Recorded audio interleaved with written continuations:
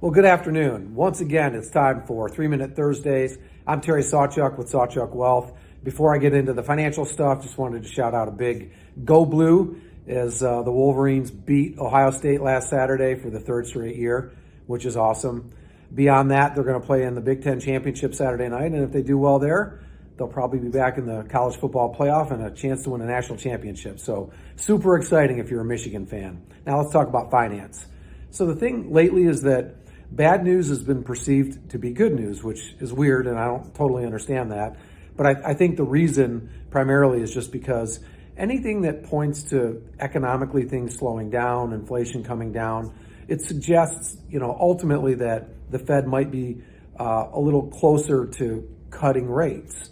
And I think that's fool's gold. I don't think it's really accurate for a few reasons. Okay, so earlier this week, there were a couple of Fed governors who said that they could see if inflation got to target of around 2%, that it's possible the Fed could cut rates in the first quarter. But when you really dig a little deeper on that, the likelihood of them being able to do that is near zero, because inflation's not going to get to 2% in the first quarter of next year.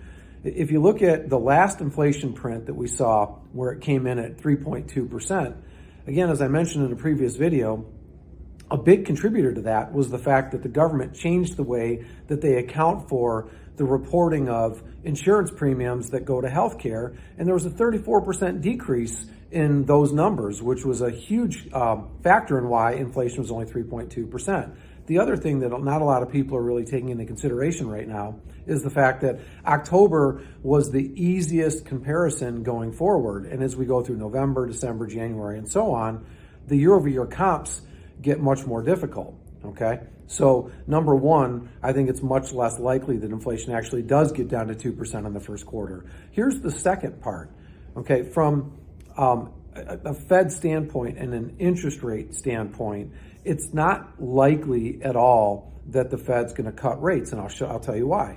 If you look at the reaction earlier this week, a couple of Fed governors said there was a chance maybe the Fed could cut rates in the first quarter, and what happened? The dollar weakened and oil went up, okay? And there's an inverse relationship. So the more they talk about cutting interest rates, the more the market price goes up of the stocks, or more that oil goes up, the more inflation goes up. So they're not going to get to 2%. So I'm warning anyone who thinks that the Fed is going to cut rates in the first quarter. If they do, it's going to be because there's a recession coming and not because inflation is down to 2%.